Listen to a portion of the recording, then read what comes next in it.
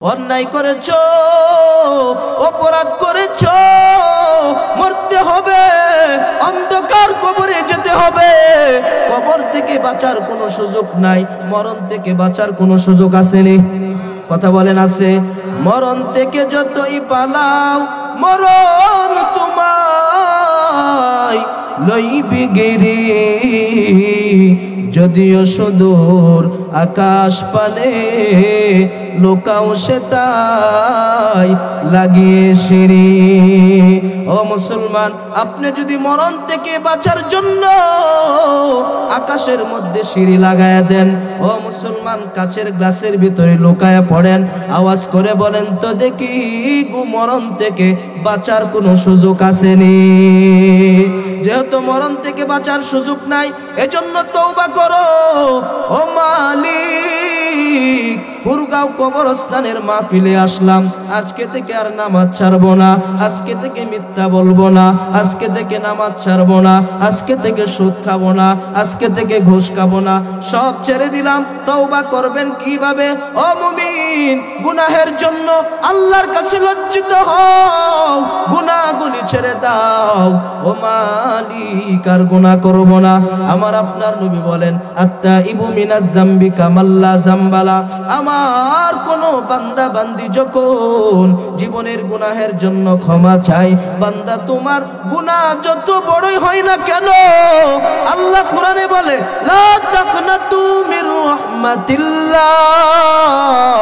ও বান্দা, অন্যায় করেছো, আমি আল্লাহর রহমত থেকে নৈরাশ হয়ো না। গভীর রাতে উঠে যাও, উঠিয়া 2 রাকাত নামাজ আদায় করে নাও, আর আল্লাহকে ডাক দিয়া বলো, মালিক, আমার মতো গুনাহগার এই জমিনের মধ্যে কেউ নাই। যেদিকে তাকাই শুধু গুনাহ আর গুনাহ। আমার মতো গুনাহগার আসমানের নিচে কেউ নাই, জমিনের উপরে কেউ নাই। এই মুহূর্তে যদি মালাকুল মউত আজরাইলের সঙ্গে দেখা হয়ে যায়, ও মালিক, জাহান্নাম ছাড়া উপায় নাই, তুমি ছাড়া তো ক্ষমা করার আর কেউ নাই। আল্লাহ বলে, রে গোলাম, রাতের অন্ধকারে যখন নামাজ পড়িয়া আমি আল্লাহর কাছে হাত তুলে বলো, মালিক আল্লাহ, একটা ডাক দেন না? আল্লাহ বলে, ডাক দেন না ভাই? আরো জবান করে ডাক দেন, আল্লাহ। ও মালিক, তোমার মতো ক্ষমাকারী আর কেউ নাই, তোমার মতো রহমান আর কেউ নাই। আল্লাহ, তুমি আমার গুনাহগুলি ক্ষমা করিয়া দাও। আল্লাহ বলেন, আল্লাহর হাবিবের মাধ্যমে জানায়া দেন, আত্তাইবু মিনাজ যামবি কামাল্লা যামবালা। কোন মানুষ যদি তার জীবনের গুনাহের জন্য চোখের পানি ছেড়ে দিয়া কাঁদে, আল্লাহ বলেন, বান্দা, তোর চোখের পানি নাকের ডগায় আসার আগে আগে আমি আল্লাহ তোর জীবনের সব গুনাহ মাফ করে দেই। আল্লাহ আল্লাহ ক্যা মুবারক নাম হাই, আল্লাহ আল্লাহ আশিকো কা কাম হাই। আল্লাহ আল্লাহ ইচে শিরিন নাম, শের শাকর মিকুনাদ যা নাম তমাম। আল্লাহ আল্লাহ তো মেরা মাবুদ হাই, আল্লাহ আল্লাহ তো মেরা মাশুক হাই। কারো জবান বন্ধ রাখবেন না, চিল্লা আওয়াজ করে বলেন, গুনাহ মাফ করার মালিক কে? কয়েকটা ফজিলত শোনাইলাম সূরাতুল কাহাফের। এখন আসুন, এই সূরাটা কেন নাজিল হলো, কোন প্রেক্ষাপটে নাজিল হলো, আমি সংক্ষিপ্তভাবে সামনের দিকে আগায়া যাই। আমার আপনার নবী মুহাম্মদুর রাসূলুল্লাহ, আওয়াজ করে পড়েন সাল্লাল্লাহু আলাইহি ওয়াসাল্লাম, তিনি যখন মক্কার জমিনে কালেমার দাওয়াত দিচ্ছেন, কোরআনের কথা বলতেছেন, এই মুহূর্তে আবু জাহেল, উতবা, শাইবা, নজর ইবনে হারিস তারা বলতে লাগলো, মুহাম্মদ কোরআনওয়ালা নবী দাবি করে আল্লাহ নাকি তাকে নবী বানায়া পাঠাইছে। মক্কার জমিনে আল্লাহ কি আর কোনো মানুষ দেখে নাই, যার মা নাই, বাবা নাই, সন্তান নাই, যেই লোকটা গরিব, মক্কার মানুষ তাকে পাথর মারে, আমাদের ধর্মের বিরুদ্ধে কথা বলে, এই মানুষটাকে আল্লাহ তাআলা কেন নবী বানাইলো? তারা বৈঠক বসতে কি করা যায়? কোরআনের কথা বললে, ইমানের কথা বললে এই দেশে বাধা দেওয়ার লোক আছে না নাই? কথা বলেন আছে না নাই? অনেক আছে। ভাইরা আমার, রসুল যখন কালেমার দাওয়াত দিচ্ছে এমন সময় বেঈমানরা বৈঠক বসে তারা সিদ্ধান্ত নিল কি করা যায়। এই মুহূর্তে তারা বলতে লাগলো, মদিনার মধ্যে তাওরাতের আলেম আছে, ইহুদি পণ্ডিত আছে, তাদের কাছে গিয়া যদি বলি তাহলে মনে হয় অবশ্যই তারা একটি সিদ্ধান্ত দিতে পারবে। তখন মক্কার জমিন থেকে নজর ইবনে হারেস ও কুবা ইবনে আবু মুঈত সহ বেঈমানরা এবার চলে গেল মদিনাতে।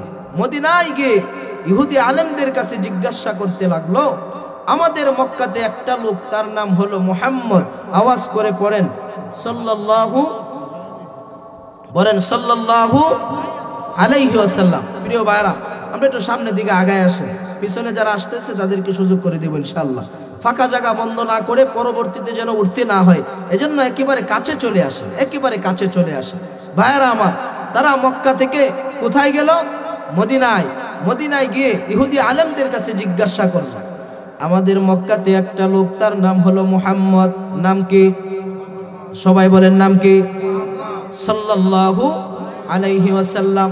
তার বাবার নাম হলো আব্দুল্লাহ, মায়ের নাম হলো আমিনা, তার দাদার নাম হলো আব্দুল মুত্তালিব। এই লোকটা আমাদের ধর্মের বিরুদ্ধে কথা বলে, লাত মানাত উজ্জাতের বিরুদ্ধে কথা বলে। ও মুসলমান, লাত মানাত উজ্জাত আপনারা চিনছেন নি? চিনছেন? মূর্তি, মূর্তি কি? আরো জোরে এখন কি? এই দোষেও তো উলামায়ে কেরামরা যখন মূর্তির বিরুদ্ধে কথা বলেছে, এই দেশের কিছু পলাতক বান্দারা উলামায়ে কেরামদেরকে যেইভাবে খুশি সেইভাবে নির্যাতন করেছে।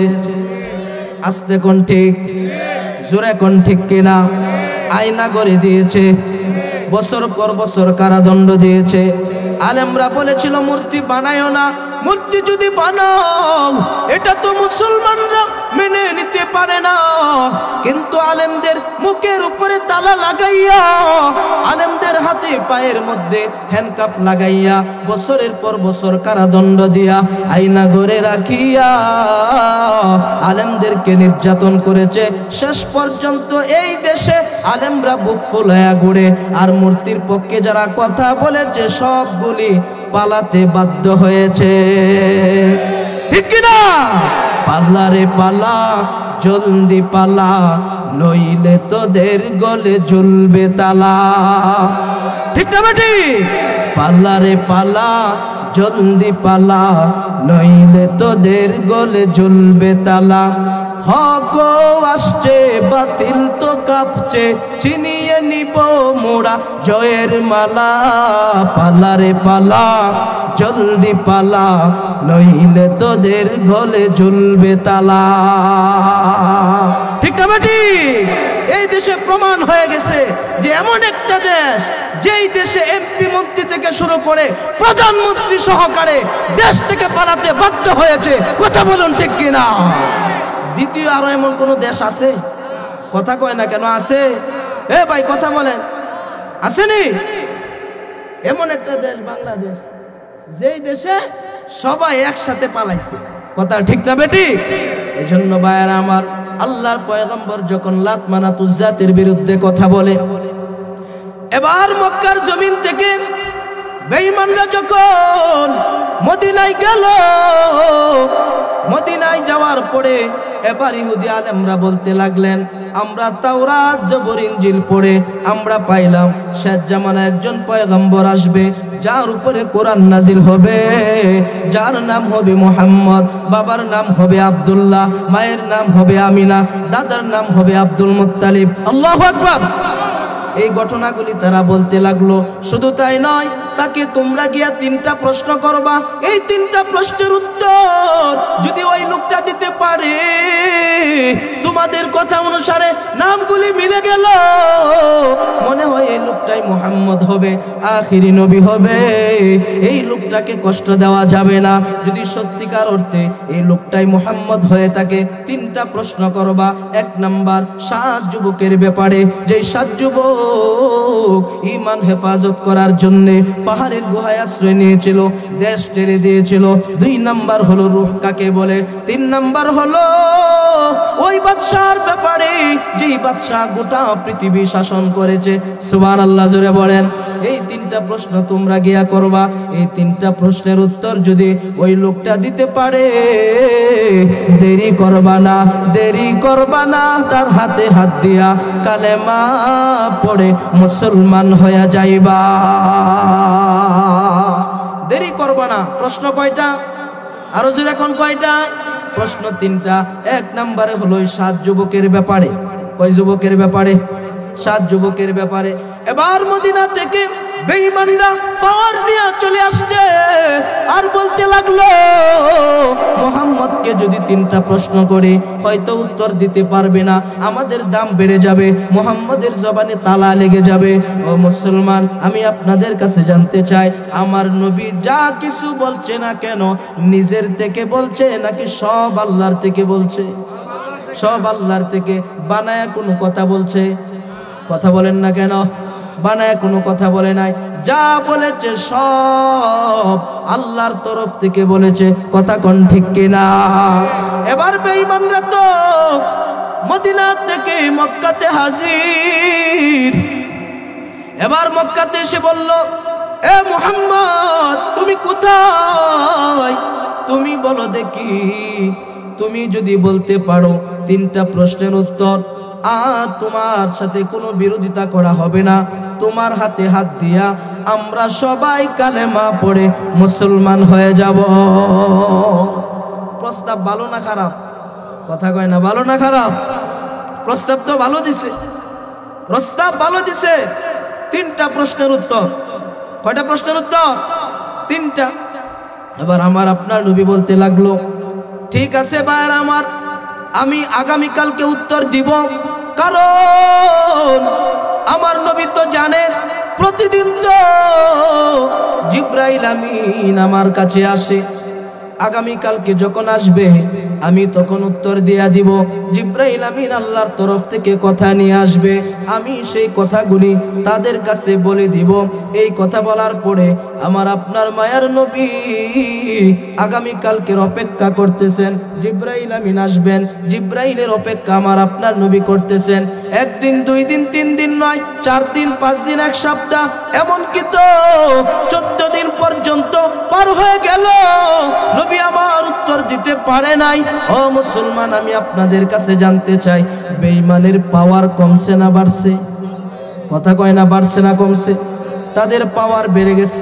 আর আমার নবী আপনার নবীকে গালি দিতে আরম্ভ করলো, আর ডাক দিয়া বলে, মুহাম্মদ উত্তর দিতে পারবা না কেন? তুমি বললা আগামীকালকে উত্তর দিবা, কিন্তু আমার নবী তো জানে না আগামীকালকে জিবরাইল আমিন আসবেন না, আর আমি উত্তর দিতে পারবো না। 1 দিন নয়, 2 দিন নয়, একটানা 14 দিন পার হয়ে গেল। 14 দিন পরে আমার নবীর চোখের পানি দেখে আল্লাহ ডাক দিয়া বলে, ও জিবরাইল, আর দেরি করিও না, আর দেরি করিও না। 14 দিন পার হয়ে গেল, বেঈমানরা আমার নবীকে গালি দিচ্ছে। আমার নবীর মনটা বড় খারাপ। নবী শুধু হাত উঠাইয়া আল্লাহর কাছে কাঁদে, মালিক কি অপরাধ করলাম আমি বুঝতে পারলাম না, কেন জিবরাইল আমিন আমার কাছে আসে না? ও ভাইরা আমার, এই কথা বলার পরে 14 দিন যখন পার হয়ে গেল, আমার আপনার নবীর কাছে আল্লাহ তাআলা এবার ডাক দিয়া বলে, ও জিবরাইল, আর দেরি করিও না, আর দেরি করা যাবে না। এই মুহূর্তে আমার বন্ধুর কাছে সূরাতুল কাহাফ লইয়া যাও।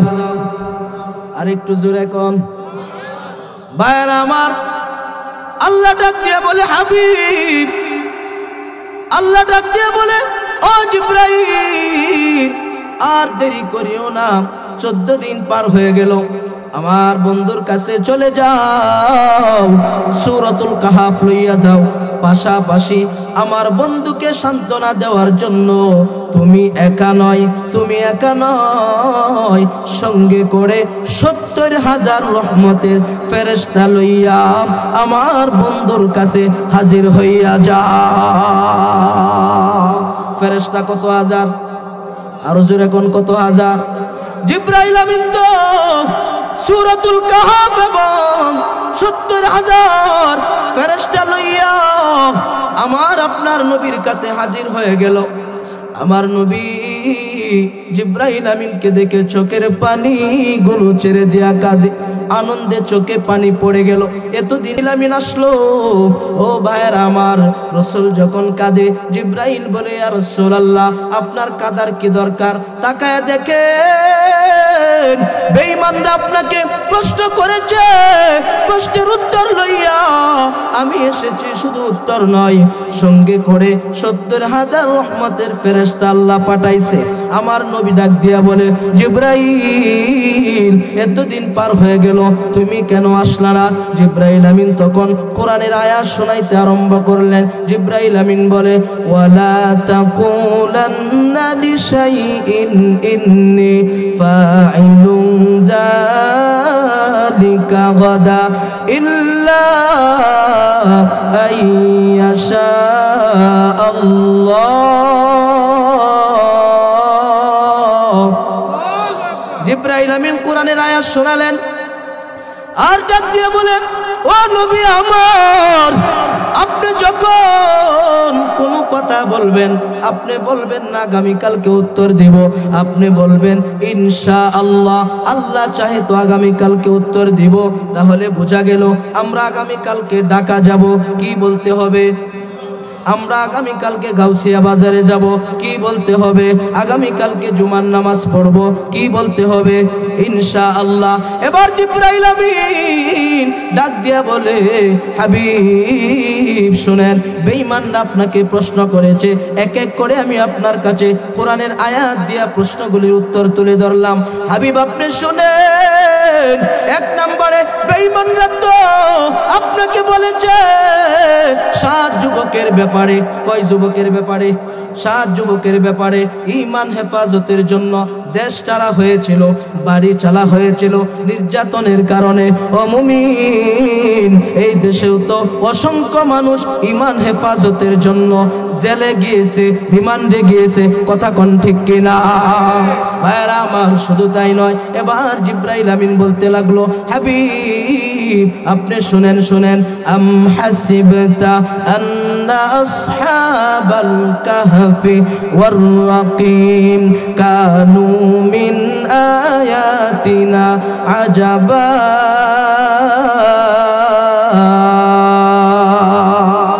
আল্লাহ ডাক দিয়া বলে, হাবিব আপনার কাছে গুহা গর্তের অধিবাসীরা এটা আপনার কাছে বিস্ময়কর কিনা? এরপরে বলে, ও হাবিব শুনেন, আল্লাহ রব্বুল আলামিন এক এক করে বললেন, নাহনু নাকুসসু আলাইকা নাবাহুম বিল হক ইন্নাহুম ফিতয়াতুন আমানু বিরাব্বিহিম ওয়া জিদনাহুম হুদা। আল্লাহ রব্বুল আলামিন বলে, হাবিব শুনেন, আমি আপনার কাছে নাহনু নাকুসসু আলাইকা নাবাহুম বিল হক, আমি আপনার কাছে তাদের ইতিবৃত্তান্ত সঠিকভাবে বর্ণনা করছি। ইন্নাহুম ফিতয়াতুন আমানু, নিশ্চয় তারা ছিল কয়েকজন যুবক, আমানু বিরাব্বিহিম, তারা তাদের রব আল্লাহর প্রতি ঈমান এনেছিল। ও মুসলমান, তারা ছিল কয়েকজন বুড়ানা যুবক। কথা কয় না? বুড়ানা যুবক। আরো জোরে কোন? এ যুবক ভাইরা, এখান থেকে একটি মেসেজ আপনাদেরকে আমি দিতে চাই। এই দেশেও তো যে কোনো দলের লোক বুড়া মানুষদেরকে ডাকে। কথা কয় না? আরে ভাই, কোন দল তো বুড়া মানুষদেরকে ডাকে না, সবাই যুবকদেরকে ডাকে। কেন? যুবকরা বৈশা থাকে না মারামারি করতে পারে? শক্তি কাটাইতে পারে। এই জন্য সব দলের লোকেরাই যুবকদেরকে ডাকে, কথা কোন ঠিক কিনা? এই দেশের যুবকরা তো এই দেশের এমন একজন ব্যক্তির কথা শুনে আলেমদের উপর নির্যাতন করেছে, এই দেশের অসংখ্য মানুষদের উপর নির্যাতন করেছে, কিন্তু দেশের যুবকরা বুঝলই না এই দেশের মানুষগুলো যাদের জন্য রাস্তায় রক্ত জড়াইছে, যাদের জন্য জীবন দিয়েছে, ওরা সবাই তাদেরকে রাস্তায় ফেলে দিয়া বিদেশে চলে গেছে। কথা বলেন না কেন?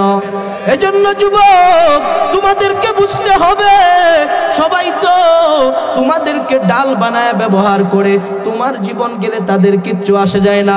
সবাই তো গাড়ি দিয়া ঘুরে, সবাই তো বড় বড় বাড়ি করে, কিন্তু তুমি কি পাইলা? ও যুবক, ও কলিজার টুকরা যুবক, দিলের কানটা লাগায় শোন। তারা ছিল কয়েকজন যুবক, আমানু বিরব্বিহিম, তারা তাদের রব আল্লাহর প্রতি ঈমান এনেছিল। কারো জবান বন্ধ রাখবেন না, চিল্লা আওয়াজ করে বলেন, ডানে বামে সামনে পিছনে যারা আছি আমরা সবাই ঈমান এনেছি কার উপরে? আমরা তো আল্লাহর উপরে ঈমান এনেছি। যুবকরাও তো এই কথা বলল, আমানু বিরব্বিহিম, আমরা আমাদের রব আল্লাহর প্রতি ঈমান আনলাম। আল্লাহ ডাক দিয়ে বলে, হাবিব, তারা যখন আমি আল্লাহর প্রতি ঈমান আনলো, ঈমান আনার পরে আমি আল্লাহ কি করলাম? ওয়াজিদনাহুম হুদা, আমি আল্লাহ তাআলা তাদেরকে সৎ পথে চলার জন্য, ঈমানের পথে চলার জন্য আমি আল্লাহ তাদের ঈমানি শক্তি আমি আল্লাহ বাড়ায় দিলাম। আল্লাহর পথে চললে, ঈমানের পথে চললে মুসিবত আসলে হেফাজত করেন কে? আরো জবান খুলে বলেন, হেফাজতের মালিক কে? এবার জিবরাইল আমিন আমার আপনার নবীকে বলতে লাগলেন, শুনেন ইয়া রাসূলুল্লাহ, ঘটনা শুনেন। এক বাদশা ছিল, মূর্তি পূজক বাদশা। প্রতি বছর তার এলাকার মধ্যে মূর্তি পূজার মেলার আসর জমাইতো। ওই আসরের মধ্যে গোটা এলাকার মা বোন থেকে শুরু করে বৃদ্ধ যুবক থেকে শুরু করে সবাইকে অংশগ্রহণ করতে হতো। ওই এলাকার মধ্যে যখন নাকি মেলা চলতে লাগলো, ওই মেলার ময়দান থেকে হঠাৎ করে একজন যুবক মেলার ময়দান থেকে উঠে চলে আসলো। উঠে ওই বান্দাটা পাশেই তো একটি গাছের নিচে গিয়ে আশ্রয় গ্রহণ করলো। কিছুক্ষণ পরে আরো একজন চলে আসলো, আর কিছুক্ষণ পরে আরো একজন চলে আসলো। এমন করতে করতে একজন নয়, দুইজন নয়, 7 জন চলে আসছে। আওয়াজ করে বলেন, কয়জন? 7 জন যখন চলে আসলো, অনেকক্ষণ পার হয়ে গেল, কেউ কারোর সঙ্গে কথা বলে না। না জানি ওইটা বাদশার গোয়েন্দা বাহিনী, না জানি ওইটা বাদশার গোয়েন্দা বাহিনী। এমন সুযোগ, এমন সময় এই দেশেও গেছে কি গেছে না?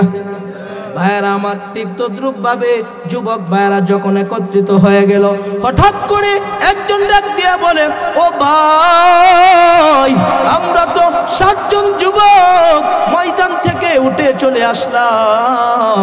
কেন চলে আসলাম? কেন চলে আসলাম? কই আপনি কেন আসছেন? কই সর্বপ্রথম যে আসছে তাকে জিজ্ঞাসা করো, সে কেন ময়দান থেকে উঠে চলে আসছে। ওই যুবকটাকে যখন বলতে লাগলো, যুবক মনে মনে বলতে লাগলো, হায় হায়, আমি কেন উঠে চলে আসলাম? দিলের কথাটা বলে দেই, কারণ আমি তো ঈমানওয়ালা, আমি একজন মুসলমান। মুসলমানরা কি মিথ্যা কথা বলতে পারে? কথা বলেন, পারে? মুসলমানরা তো মিথ্যা কথা বলতে পারে না, ঈমানওয়ালারা তো মিথ্যা কথা বলতে পারে না। তাদের জবানে, তাদের কলবে যা আছে, তাদের জবানেও তা আছে। কথা কোন ঠিক কিনা? এবার যুবক বলতে লাগলো, ভাই শুনেন শুনেন, বাদশা যে এই মূর্তি পূজার মেলা জমাইছে, এই মেলায় তো মুসলমানরা যেতে পারে না। আমি একজন ইমানদার, এই কারণে ইমানদারের ঈমানওয়ালা হওয়ার কারণে মেলায় আমি বসতে পারি না। আরেকজন বলে, আমিও তো ইমানদার। আরেকজন কয়, আমিও তো ইমানদার। এক এক করে 7 জন সাক্ষ্য দিয়ে দিল, লা ইলাহা ইল্লাল্লাহু মুহাম্মাদুর রাসূলুল্লাহ। তখন তারা তো মুহাম্মাদুর রাসূলুল্লাহ পড়ে নাই, পড়ছে নাকি? তখন তারা মুহাম্মাদুর রাসূলুল্লাহ পড়ে নাই। তারা বলতে লাগলো, লা ইলাহা ইল্লাল্লাহ, আমরা তো এক আল্লাহর উপর ঈমান এনেছি, ঈসা পয়গম্বরের উপর আমরা ঈমান এনেছি। কেউ বলেছেন তারও আগে ঈমান এনেছে, কেউ বলেছেন তারও আগে তারা ঈমান এনেছে। আমরা তো এক আল্লাহকে মানি। আমাদের রব কয়জন? আরো জোরে কয়জন? সবাই বলেন কয়জন? আল্লাহ আমার রব, সেই রবি আমার সব। আল্লাহ আমার রব, সেই রবি আমার সব। আমাদের রব কয়জন? আমাদের রব তো একজন। এবার যুবক বলতে লাগলো আমি তো ইমানদার। এক এক করে 7 জনের সাক্ষ্য দিয়ে দিল আমরা সবাই ইমানদার। এই কথা বাদশার গোয়েন্দা বাহিনী শুনে ফেললো। এবার বাদশার গোয়েন্দা বাহিনী শোনার পরে এবার বাদশার কানে খবর পৌঁছায় দিল। এখন বলেন তো দেখে বাদশার মিজাজ ঠান্ডা না গরম? ঠান্ডা না গরম? এবার বাদশার মিজাজ গরম। ডাক দিয়া বলে যুবক ঈমান ছেড়ে দাও। যুবকরা বলে ঈমান ছাড়তে পারবো না। এবার বলে তোমাদেরকে 3 দিনের সময় দেওয়া হলো। এবার বলে 3 দিন কেন? আপনি যদি 3 মাসের সময় দেন আমাদের কোনো চিন্তা নাই, কারণ আমরা ঈমান এনেছি আল্লাহর উপরে। মুসলমানরা মরলেও ঈমানের উপরে থাকবে, জীবন দিলেও ঈমানের উপরে থাকবে। কথা কোন ঠিক কিনা? মুসলমানরা ঈমানের উপরে মজবুত থাকবে। এক এক করে ভাইয়েরা আমার, যুবকগুলি যখন বাদশাকে সিদ্ধান্ত শোনায় দিল, বাদশা বলে না না, এটা মানতে পারি না। তারপরেও 3 দিনের সময় দেওয়া হলো। এবার বলে 3 দিন পরে আসবা, যদি ঈমান না ছাড়ো তোমাদের কল্লা কেটে ফেলা হবে, তোমাদেরকে জমিন থেকে বিদায় করে দেওয়া হবে।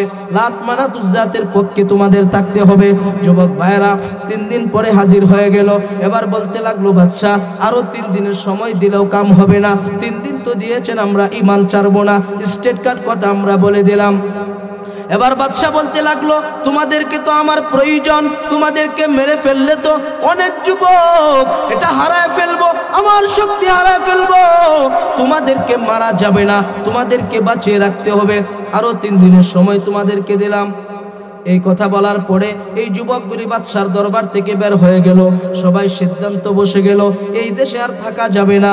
হয়তো ঈমান রাখতে গেলে দেশ ছাড়তে হবে, আর যদি ঈমানের উপরে মজবুত থাকে বাদশার সাথে দেখা হয়ে যায় আমাদের কল্লাটা চলে যাবে। এই জন্য দেশ ত্যাগ করতে হবে।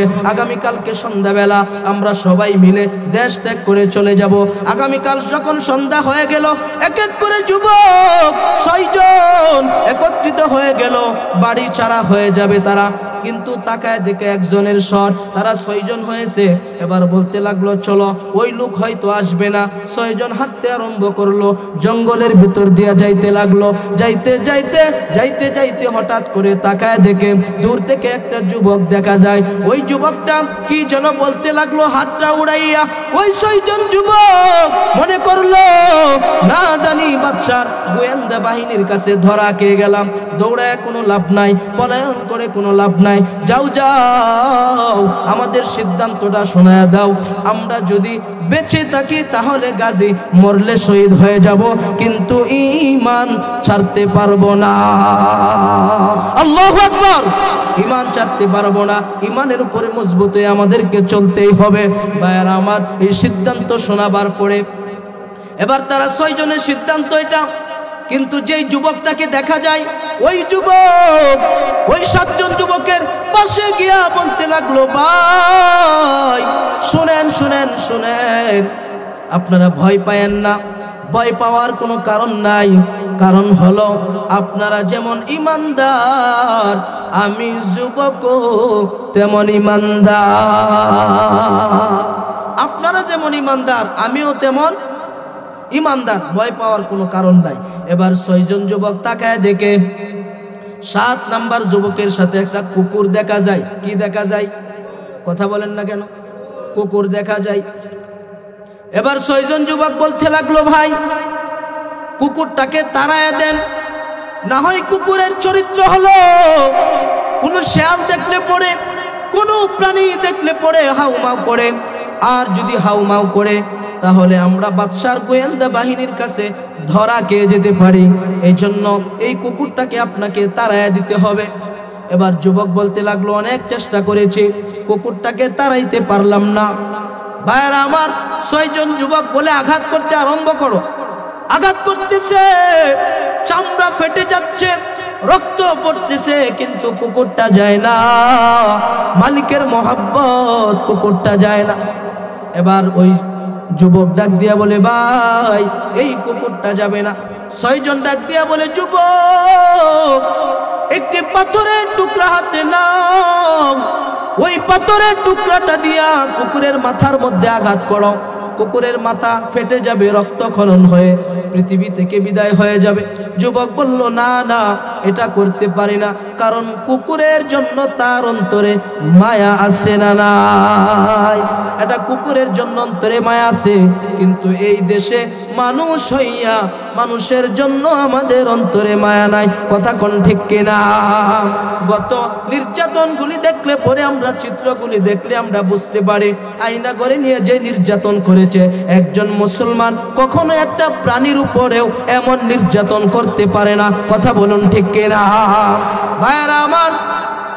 এবার যুবক বলে, আমার কুকুরের মাথা ফেটে ফেলবে, মাথা ফাটায় দিবে। আমার তো কান্না আসছে। বলে, না, তা কিচ্ছু করার নাই, করতেই হবে। এবার যুবক যখন পাথরের টুকরাটা হাতে নিল, কুকুরের মাথার মধ্যে মারবে, এমন সঙ্গে সঙ্গে কুকুর আকাশের দিকে তাকাইয়া আল্লাহকে কি যেন বলতে লাগলো। কুকুরটা আল্লাহকে ডাক দিয়া বলে, আল্লাহ। তা জবান ছেড়ে ডাক দেন না ভাই, আল্লাহ বলে, আরো জবান করে ডাক দেন না, ডাক দেন না। কুকুর আল্লাহকে ডাক দিয়া বলে, আল্লাহ, আমি তো কথা বলতে পারি না, আমার জবানটা খুলে দাও, তোমার ইমানদার বান্দাদের পক্ষে আমি কুকুর একটু কথা বলতে চাই। সুবহানাল্লাহ কইবেন না?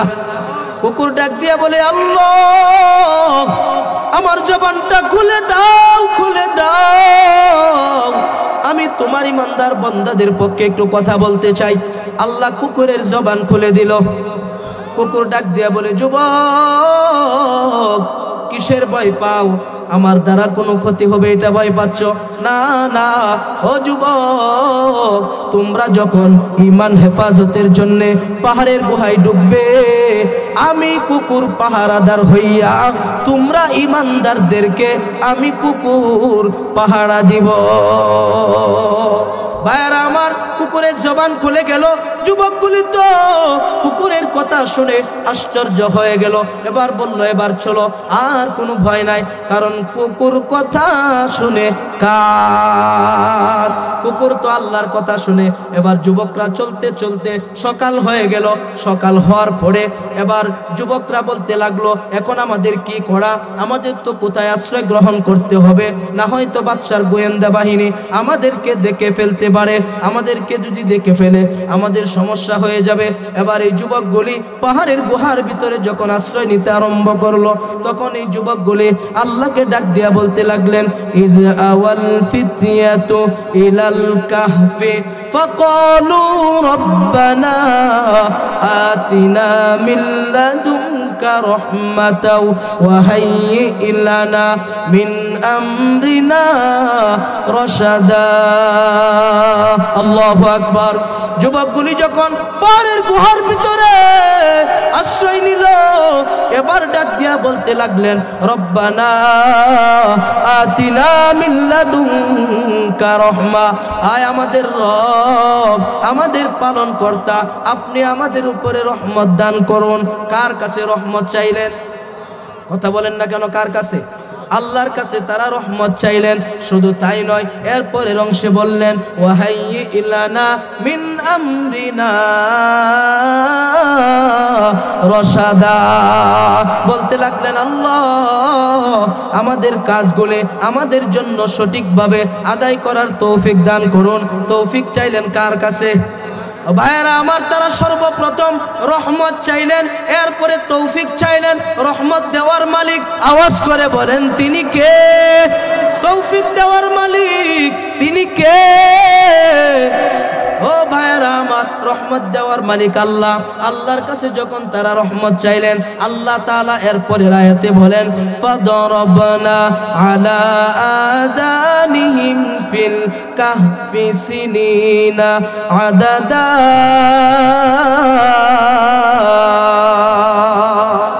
আল্লাহ রাব্বুল আলামিন বলেন, তারা যখন আমি আল্লাহর কাছে কাছে রহমত চাইলো, আমি আল্লাহ এমন রহমত দান করলাম, আমি আল্লাহ তাদেরকে ঘুম পাড়াইয়া দিলাম। কেমনে ঘুম পাড়াইলাম? চোখের ঘুম পাড়াইলাম। কয় না না, আমি আল্লাহ চোখের ঘুম পাড়াই নাই, তাদেরকে এমন ভাবে ঘুম পাড়াইলাম, ঘুমের যে কানের একটা পর্দা আছে ওই নির্দার পর্দাটা আমি আল্লাহ ফেলে দিলাম।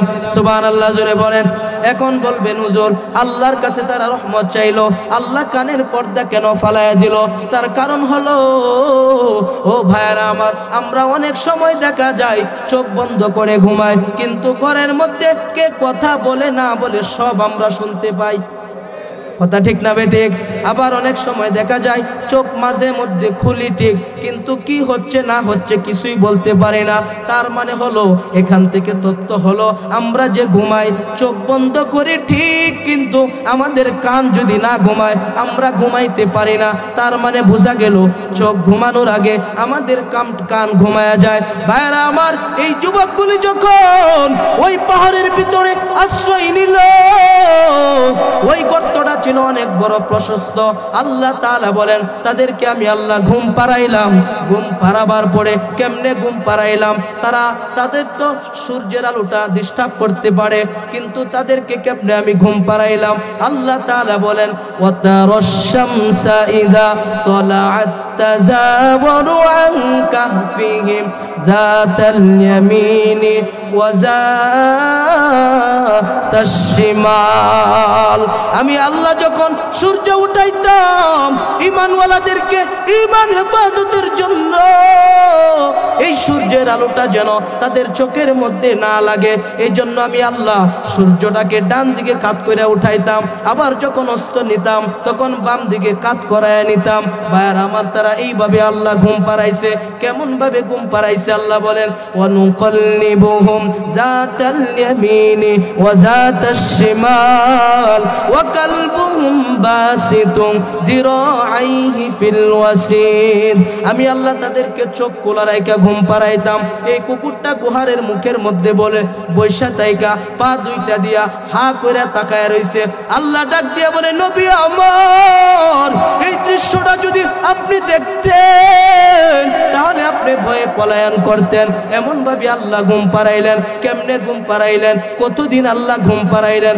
আল্লাহ বলেন, ওয়ালাবিসু ফি কাহফিহিম সালাসামিআতিন সিনিনা ওয়াজদাদু তিসআ। আল্লাহ তাআলা বলেন, তারা যখন আমি আল্লাহর কাছে রহমত ছায়া ঘুমায়া গেল, আমি আল্লাহ তো তাদেরকে ঘুম দিলাম চোখ খোলা রাইখা, শুধু কানের পর্দাটা ফেলে দিলাম। শুধু তাই নয়, তাদেরকে আমি আল্লাহ অনুকল্লিবুহুম যাতাল ইয়ামিনি ওয়া যাতাশ শিমাল। শুধু যদি একভাবে আমরা ঘুমায়া থাকি, ওই পোকা ধরতে পারে, মাটি ধরতে পারে, এজন্য আল্লাহ বলেন ওয়া যাতাশ শিমাল, ইয়ামিনি ওয়া যাতাশ শিমাল, একবার ডানে আর একবার বামে আমি আল্লাহ কাত করায়া করায়া। ওয়ালাবিসু ফি কাহফিহিম সালাসামিআতিন সিনিনা ওয়াজদাদু তিসআ। একদিন নয়, দুই দিন নয়, আমি আল্লাহ তাদেরকে 309 বছর পর্যন্ত আমি আল্লাহ ঘুম পাড়ায়া রাখলাম। কতদিন ঘুম পাড়াইলেন? 309 বছর। ঘুম থেকে উঠার পরে এবার একজনকে আরেকজন বলে, কতদিন আমরা ঘুমাইলাম? কতদিন আমরা? একজনকে আরেকজন বলতেছে, কতদিন আমরা ঘুমাইলাম? এবার আল্লাহ তাআলা নিজেই বলেন, وَكَذَلِكَ بَعَثْنَاهُمْ لِيَتَسَاءَلُوا بَيْنَهُمْ قَالَ قَائِلٌ مِّنْهُمْ كَمْ لَبِثْتُمْ قَالُوا لَبِثْنَا يَوْمًا أَوْ بَعْضَ يَوْمٍ। আল্লাহ তাআলা বলেন, তারা ঘুম থেকে উঠার পরে একজন আরেকজনকে বললে, কতদিন ঘুমাইলাম? একজন আরেকজনকে বলে, মনে হয়তো কিছুক্ষণ আগে ঘুমাইলাম, হয়তো সকালে ঘুমাইলাম, বিকালে উঠলাম। কেউ বলে, না না, মনে হয় আরেকটু বেশি ঘুমাইলাম। এ মুসলমান, তাদের থেকে এই ঘুমটাকে অদৃশ্য করে দিলেন যিনি, আওয়াজ করে বলেন তিনি কে? তারা ঘুমাইছে কতদিন? মনোযোগ আসেনি আপনাদের? কার কার মনোযোগ নাই হাত তুলেন। মাশাআল্লাহ, সবাই দি সতর্ক। মনোযোগ আছে কার কার? হাত তুলেন, হাতে লাড়া দেন। নারায়ে তাকবীর। এই আওয়াজ হবে না আরো জোরে, নারায়ে তাকবীর। আল কোরআনের আলো, আল হাদিসের আলো, গান বাজনা যেখানে, গাঞ্জা মদ যেখানে, ওয়াজ মাহফিল যেখানে, নারায়ে তাকবীর। ভাইরা আমার, তারা ঘুমাইলেন কতদিন? 309 বছর। কত বছর? এখন বলেন তো আল্লাহর এই ক্ষমতা আছে না নাই? কথা কয় না, আছে না নাই? 309 বছর ঘুম পাড়ায় রেখে আল্লাহ তাদেরকে শোয়ায় রেখে ঘুম পাড়ায়া ইমানের হেফাজতের জন্য, ইমান হেফাজত করবার জন্য 309 বছর আল্লাহ ঘুম পাড়ায় রাখলেন। এই ক্ষমতা আমার মালিক আল্লাহর আছে না নাই? আল্লাহ ঘুম থেকে ওইটা তারা কয় মনে হয় তো সকালে ঘুমাইলাম আবার উঠলাম, আবার কয় না না মনে হয় কালকে ঘুমাইছি আজকে উঠলাম। এরপরে ঘুম থেকে উঠলে কি লাগে? কথা কয় না, কি লাগে? এবার ঘুম থেকে ওঠার পরে একজনকে ডাক দিয়া বলতে লাগলো, ফাবাসু আহাদাকুম বিওয়ারিকিকুম হাযিহি ইলাল মাদিনাতি ফালয়ানজুর আইয়ুহা আযকা তুআমান ফালয়াতিকুম বিরিজকিম মিন। তারা বলতে লাগলো, একজন চলে যাও, বাজারের মধ্যে চলে যাও, বাজারে গিয়া তুমি আমাদের জন্য খাবারের ব্যবস্থা করো, তবে সাবধানে যাও, বাদশার লোকেরা যেন তোমাকে দেখতে না পারে, গোয়েন্দা বাহিনী যেন দেখতে না পারে। আল্লাহু আকবার কোন। আসলে 309 বছর কাটাইছে, তারা তো জানে না। ঘুম থেকে উইটা দেখে পদ্মা সেতু দেখা যায়, ঘুম থেকে উইটা দেখে গাউসিয়া ফ্লাইওভার দেখা যায়। আগে ফ্লাইওভার ছিল না, 20 বছর নয় 309 বছর পরে তাকায়া দেখে পদ্মা সেতু দেখা যায়। কথা কোন ঠিক না বেঠিক? কিন্তু পদ্মা সেতু তো কেমনে হয়েছে এটা তো জানা নাই। 18 কোটি টাকা এনে 12 কোটি পেটে ঢুকাইছে। কথা কোন ঠিক না বেঠিক?